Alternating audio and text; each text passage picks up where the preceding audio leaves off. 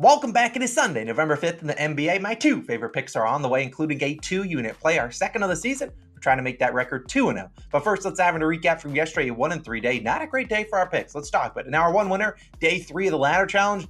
Boy, was that sweaty, but we will certainly take it. Mikal Bridges, we appreciate you, man. Now, day 4 will be on Monday. I'm taking the day off for the ladder challenge, so don't go down below and ask, where is it? No, we're taking the day off. You know how I feel about the NFL, not involving that. And the NBA slate's kind of a whack one. So we'll just go to day 4 on Monday. We'll stick around. Look, I got to let one day for my heart rate to just relax after what we have to do with Mikal Bridges. But let's talk about the other picks that were losers. Embiid, points, and D'Lo, points plus assists. Look, I could come on here and complain for a couple minutes about some bad luck there. But reality-wise, we've had bad luck. We've had good luck this season. It's going to happen. It's going to all equal itself out over the year, over the full season. So whatever. It happens there. Embiid didn't play in the fourth, and D'Lo couldn't make a shot. Now, the Rockets-Kings same-game parlay, 1.5 units, was just a terrible parlay. I mean, I don't even think a single leg of that one hit. Just a bad read on that game. But we're going to move past it. We've had a great season so far. Let's hopefully go 2-0 today and cash in our two-unit play. Before I dive into it, like I said, the NFL's on, and we have plays. So we have 5 picks. That video is posted on Saturday afternoon. Hopefully you checked it out. If you haven't by now, I'll link it in the description and at the end of the video and in the pinned comment as well. I got 5 picks, including one in the Chiefs-Dolphins game, which should be going on right around when this video goes live, and we should have 4 other picks. We're going 5-0. We went 2-0 on Thursday. I'm going 5-0 on Sunday. Book that into existence. Let's get it done. Go check out that video. It was posted right before this one last night. But before we dive in the picks, honestly, I got nothing else. Let's dive in. Day 4. A reminder, I've already said it once. Day 4 is on Monday, not today. Don't comment down below. Let's dive into the two-unit play. It's going to be this guy on my shirt. A guy that I saw his first 2 career games.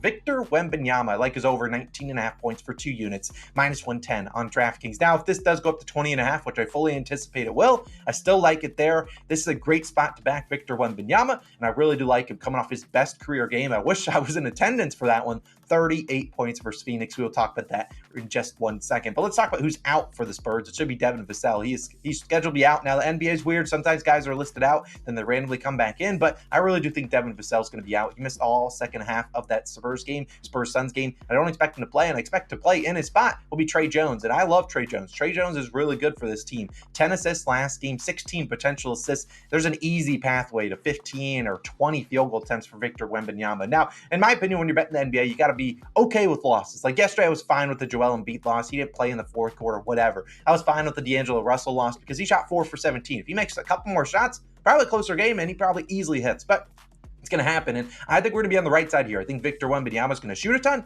I can't shoot the ball for him, but I really do like the guys out there with him. And you think about the guys on the court, Trey Jones, a very capable passer. I'd argue he should be starting, but they're bringing him off the bench as their 6th man. This is a really good, capable passer. Also not a guy like Devin Vassell that's going to go out there and try to get his own shots a ton. He'll shoot when he's open, but he's not, going to be going out there and shoot 25 times. That's not his game. Whereas if Devin Vassell's hot, he's firing it up when he ever gets the rock. But we saw last game, Wembanyama, 38 points, 26 field goal attempts, only 6 3-point attempts. He made 3 of them. Look, that is awesome. If you're giving me 26 field goal attempts and 20 of them are inside the arc, yeah, sign me up. And I don't think he shoots 26 times tonight, but I think he gets close to, 15 to 20. And he's had 2 games this season with 15 or more shot attempts. He scored 21 and 38 points. Look, with Vassell out and Keldon Johnson being hounded probably by OG Anunoby, a terrific defender, I think they're going to have to find ways to get Victor the ball in the paint or in the mid-range, and that's where he's going to dominate this Raptors matchup. And look, if you want to go back and watch those highlights, strongly recommend it because he was doing some crazy things, but they didn't let him shoot a ton of threes and they weren't letting him go isolation. If you saw those first couple games of Victor's career, it was not a lot of, hey, oh, look, he's 7'4". He's got a matchup on a guy that's like 6'6". Let's throw it to him above the top. No, they weren't doing that in the first couple games. Finally, last game, they threw it to him. You even see Keldon Johnson. He just launched one up and he was like, dude, this guy's big as hell. I don't really know exactly what he said, but it was basically along that, like, the guy's open every time, and I anticipate them to do that once again against the Raptors team that does have a lot of length, but this is still going to be a guy in Wembanyama that will always have a size mismatch on literally anyone on the court. So I really do think they're going to get him the rock in that game. You saw them running some back screens, trying to get him to mid-range looks. And if they can get it to him in the mid-range, have him spot up, he's going to knock down those shots. And I'm fine if he shoots 15 to 20 times and doesn't get this line. He still can get to the free throw line a good amount where he's a good shooter there. And look, at the end of the day, the Raptors are a tough matchup. I'm not going to hide from that. They're a tough matchup. But Wembanyama without Vassell, with really just Keldon Johnson out there, Jeremy Sohan, Zach Collins, Trey Jones, those are all low volume guys. They're going to try their best to get the ball to Wembanyama's hands, especially after he just dropped 38 and looked like an absolute just beast. they're going to try to get in the rock. And I'm fine living with this being an L, but I think it's well worth a 2-unit play. They should try to get in the rock. He should get to the free throw line. I don't really know how the Raptors defend him, but I don't think it's like, hey, let's double team him. They're going to put out some shooters out there like Cedi Osman. I believe Doug McDermott will probably play some more minutes tonight. It really stretches the floor for Wembanyama, but I don't anticipate him shooting a ton of threes, which is honestly what I want. We can get a lot of those mid-range looks, get those looks in the paint.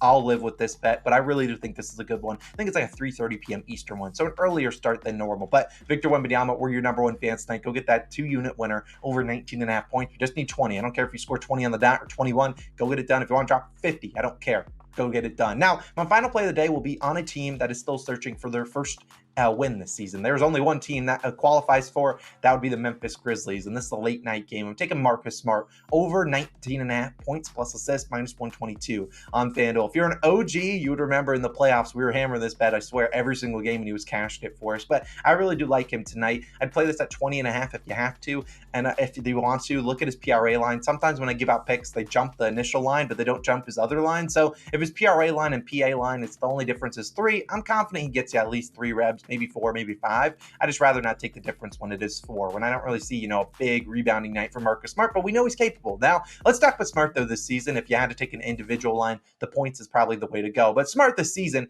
has been an up and down one. I mean, that's been the Grizzlies season, although it's been mostly down. They're 0-6, but we look at Smart, 20, 25, 15, 32, 17, and 12 points plus assists in his 6 games, going over in 3 of 6. Now, you look at the last 2 games, 1 for 12 from the 3-point line. Yeah, that's not going to cut it. And I anticipate a guy like Smart, who does majority of his damage from beyond the arc, I don't anticipate him continuously shooting bad from the field. He was pretty good with the Celtics, and I can anticipate him to be pretty good again tonight. This is a guy that's been good at bouncing back, and I think he bounces back tonight. And we've talked about the Grizzlies. This is a team 0-6, and they're facing the Blazers for the second time. This is a must-win. You can't lose 2 in a row to the Blazers. I'd argue they probably should have won the first game, but they lost that one. In that last game, we saw JJJ and Desmond Bane, that is, go for 30 points each. Look, I'm not saying the Blazers make defensive adjustments because I don't really think they have any interest in winning this season, but I do think that they're going to at least defend those guys a little bit better and probably create some open lanes for Smart, who went 4 for 12, had 8 points and 4 assists in that game, but did have 15 potential assists. So the volume certainly was there for Marcus Smart, and I think he gets back to shooting 10 to 15 times tonight, and I think he's going to average 10 to 12 potential assists. He leads this team on potential assists. This is a guy that we know can go out there. He can score 20 points alone. He's done that twice this season. He could do that. And if you want to go for crazy value, go for it there. But I think he sees 10 to 15 shots, and I think he's going to knock down some more of them tonight. Hopefully he can get to the free throw line a little bit more. That's something he did more with the Celtics. He hasn't really done a ton of getting to the free throw line here with the Grizzlies, but this is still a Grizzlies team that's banged up. Ja Morant still suspended for the next 19 games. They can't wait to get him back. You also got Derrick Rose, their backup point guard. He's out, so they really don't have a lot of guard depth here. They got Luke Kennard coming off the bench, but he's not running an offense. And then they got Desmond Bane and Marcus Smart really out there to run the offense, and that's about it. So I like Marcus Smart in a big bounce back spot for him. I know he went 0 for 2 or 0 for 5 from the 3-point line last game, but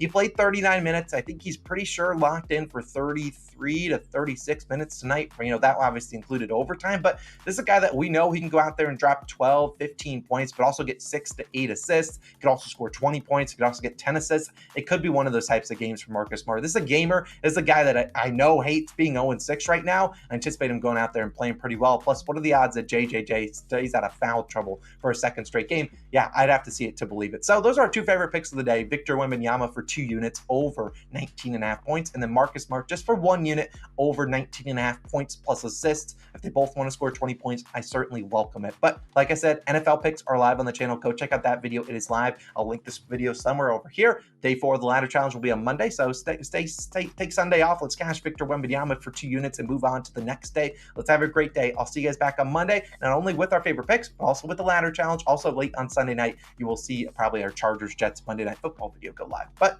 it's awesome. I'm signing out. I'll see you in the next one. Peace.